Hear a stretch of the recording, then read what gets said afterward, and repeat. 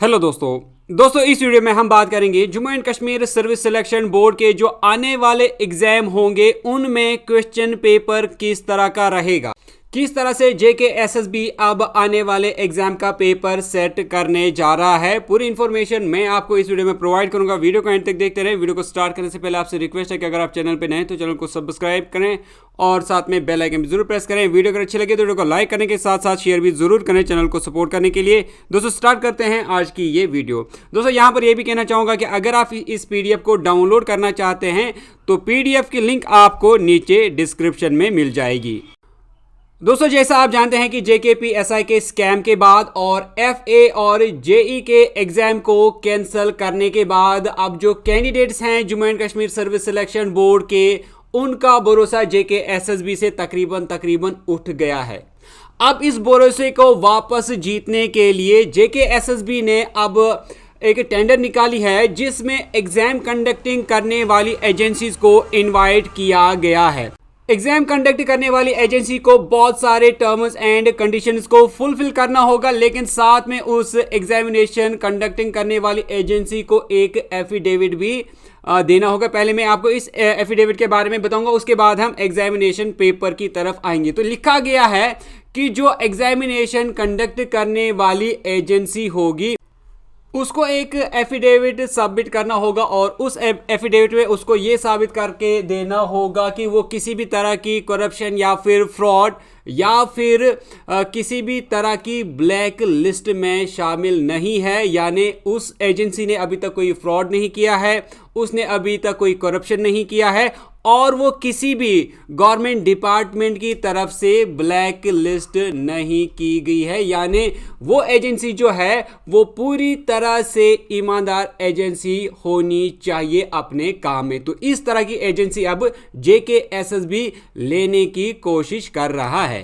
ये step JKSSB इसलिए उठा रहा है क्योंकि आपको पता ही होगा JKSSB ने इससे पहले जो एग्जामिनेशन कंडक्टिंग करने वाली एजेंसी ली थी उसका नाम मेरिट ट्रैक जो है वो था, और वो जो एजेंसी है वो ऑलरेडी पहले ही बहुत सारी स्टेट्स में और गवर्नमेंट डिपार्टमेंट में ब्लैक लिस्टेड थी।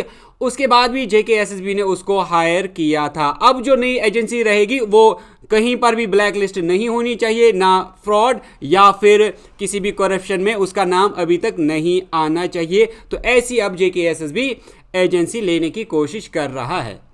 अब इसके बाद जो भी एजेंसी ली जाएगी वो किस तरह से क्वेश्चन पेपर जो है या क्वेश्चन बैंक है उसको सेट करेगी। तो JKSSB की तरफ से जो गाइडलाइंस रहेंगी इस एजेंसी के लिए वो कुछ इस तरह से है। पहला ये कि जो क्वेश्चन बैंक प्रिपेयर होना चाहिए वो बहुत ही जल्द प्रिपेयर होना चाहिए और पूरी जो सिक्योरिटी है क्वेश्चन बैंक की वो होनी चाहिए, स्टोरेज उसकी पूरी सिक्योर होनी चाहिए। और उसके बाद कुछ इंपॉर्टेंट पॉइंट्स यहाँ पर रखे गए हैं। पहला जो पॉइंट यहाँ पर दिया गया है कि जो ये एजेंसी रहेगी उसको क्वेश्चन पेपर जो है ये बहुत ही कॉन्फिडेंशियल होना चाहिए। यानी किसी भी तरह से पेपर जो है किसी को भी इसके बारे में पता नहीं चलना चाहिए। यानी बात हो रही है थर्ड पार्टी की। सिर्फ इस क्वेश्चन पेपर के बारे में जो भी इंफॉर्मेशन है वो सिर्फ इसी एजेंसी के पास रहनी चाहिए या फिर JKSSB के पास रहनी चाहिए।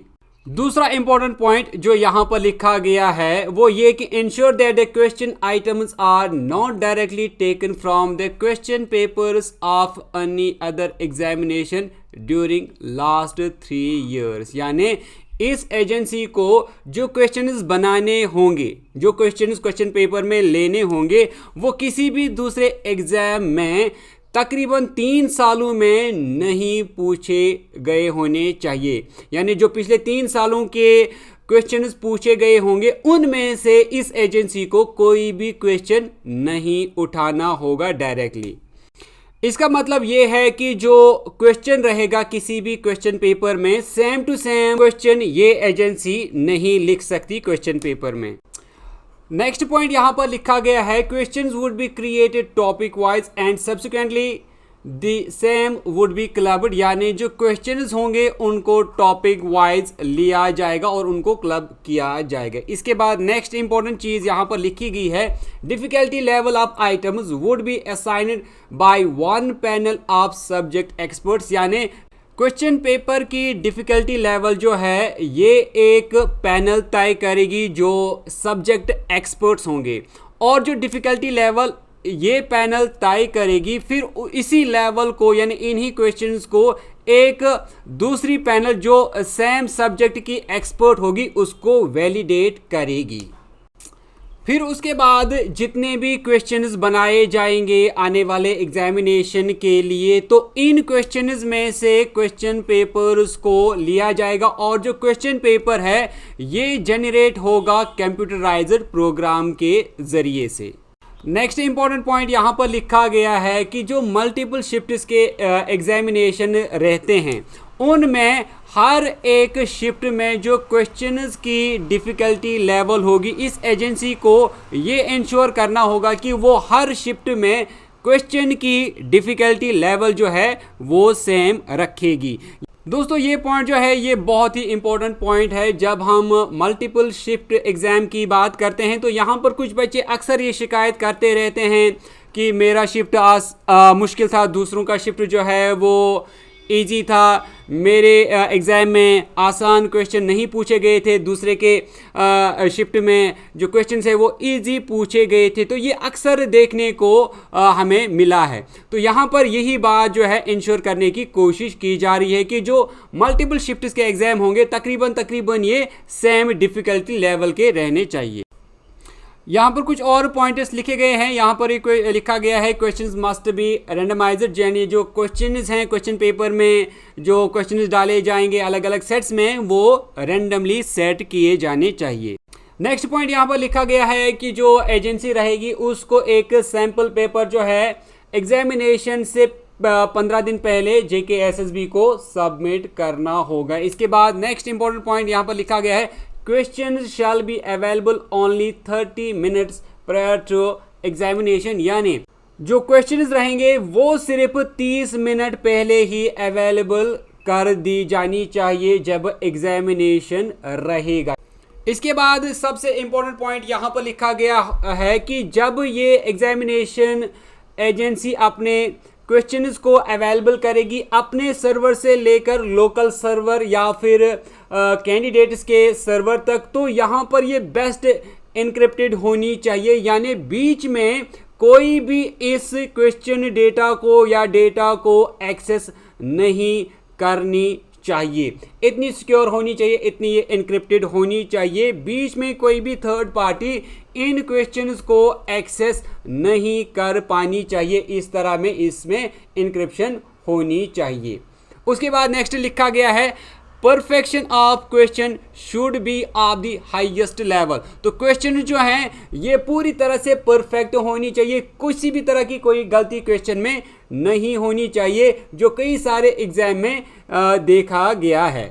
लिखा गया है कि जो इंक्रिप्शन होगी या फिर रैंडमाइजेशन होगी क्वेश्चंस की, उसमें किसी भी तरह की ह्यूमन इंटरवेंशन नहीं होनी चाहिए, यानी वो पूरी तरह से कंप्यूटराइज्ड होना चाहिए।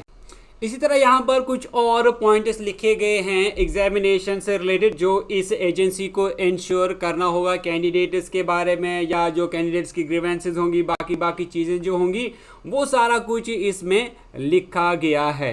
तो दोस्तों अगर आप इस PDF को डाउनलोड करना चाहते हैं और खुद से ये टर्म्स एंड कंडीशंस पढ़ना चाहते हैं, तो जैसे मैंने पहले ही कहा कि लिंक आपको नीचे डिस्क्रिप्शन में मिल जाएगी, वहाँ से आप इसको डाउनलोड कर सकते हैं और इसके बारे में खुद भी आप पढ़ सकते हैं। उम्मीद करता हूँ कि वीडियो अच्छी लगी होगी। वीडियो अच्छी लगी तो वीडियो को लाइक करने के साथ साथ शेयर ज़रूर करें। दोस्तों हम मिलते हैं आपसे एक नेक्स्ट वीडियो में, तब तक के लिए टेक केयर।